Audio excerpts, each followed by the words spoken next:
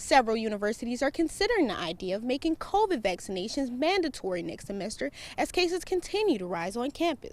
Mayor President Josh Guillory has been firm on respecting traditional values and has refused to declare Pride Month in Lafayette. However, some city council members have taken matters into their own hands. And drivers, grab your wallet. Because gas prices from Lafayette to Abbeville have went up 10 cents in just a couple of days. Right now, the number of drug overdose deaths in Louisiana is higher than any other state. Scott Police Department gives residents a chance to make their area safer. At this time, both painters tell me it's hard to pinpoint what the future of art will look like, but they believe post-pandemic people will see art in a whole new light. Haley plans to file a federal lawsuit and is also asking that a civil rights investigation be done in hopes of getting justice for the Pellerin family. April 13th changed the lives for so many families after the sinking of the Secor Pirate lift boat. In an effort to continue the search, Lift Acadiana held a live auction dedicated to all 13 families of those fallen and still missing, to let them know they're not alone. One local organization set aside the day to thank and honor living veterans in the Acadiana area. Volunteers handed out hams to service members as a way to show their appreciation for their service. I really don't know what to say. I'm speechless. 9 months after the killing of Trayford Pellerin, District Attorney Landry released body cam footage from 3 officers on scene the night Pellerin was killed, showing the moments leading up to his death. Drop the knife, bro.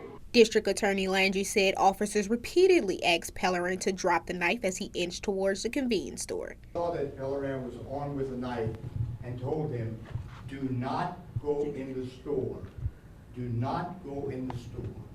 Seconds later, Pellerin attempted to open the door to the convenience store, and officers fired 11 rounds in 2.4 seconds. Trayford Pellerin's mother was upset that she was not shown the body cam footage released in the press conference. Not knowing, what actually went on. They showed one video that had nothing to do with what they showed today. Why not present that first? So I can see. Surveillance footage from inside the convenience store shows Pellerin standing near the door for several minutes.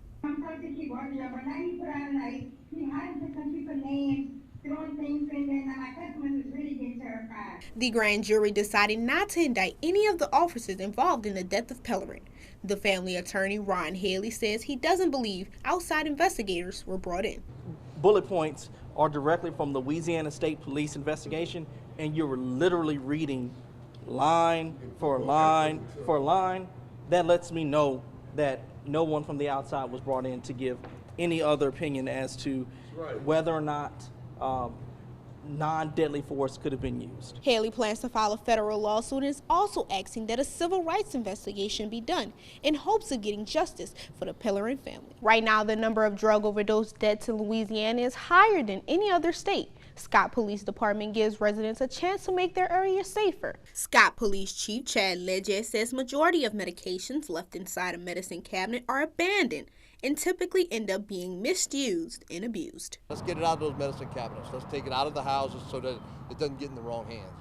We don't want little kids, exploring with narcotics, not knowing what the side effects may be or what could happen if they would take it. Thinking nothing would, but it could, be something terminal. A major side effect: drug overdosing. It's one of the leading causes of death. Licensed clinical therapist Jessica Moody says they call it the invisible disease. I have a lot of individuals who don't think that they have a problem, and so they're here not because of their substance use, but because their family is really concerned about them, or they might be having or at risk of legal issues. And as drug abuse goes on, a tolerance for the meds will increase, causing withdrawals, especially when paired with other substances. Like exacerbated underlying medical conditions, so if you have diabetes and you're drinking or abusing different substances, your diabetes can worsen. We've also seen Crohn's disease can worsen. Immune system typically gets stressed out from long-term substance use. Now Moody tells me the best way to help a loved one is to have an honest conversation and not dance around the issue. The search is still ongoing. They have a whole new plan. April 13 changed the lives for so many families after the sinking of the Secor Power lift boat. In an effort to continue the search, Lift Acadiana held a live auction dedicated to all 13 families of those fallen and still missing to let them know they're not alone. Everybody who comes to leave a message or a prayer, and we're going to be able to give those to those families so that they have a keepsake and something to hold and read. Even though they weren't able to be here with us in person, whenever they open those books up and read the message from everyone in Acadiana that's attended, they'll know that they're loved. Among the crew members affected by the Secor Power lift boat capsizing is Dylan Daspit. His friend Taylor Hernandez says she didn't think twice about joining the search. The very first day that they started a search outside of the Coast Guard, I was out there first thing in the morning, and I've been involved ever since. Daspit's father has been one of the driving forces for the search for missing crew members. Hernandez says they'll never stop searching. His heart is out there, and as long as he still has hope and still has faith and that a miracle can happen, I want to make sure that he knows that all of us are still there, supporting him, rooting him on. In New Iberia, I'm Ashley Hamilton.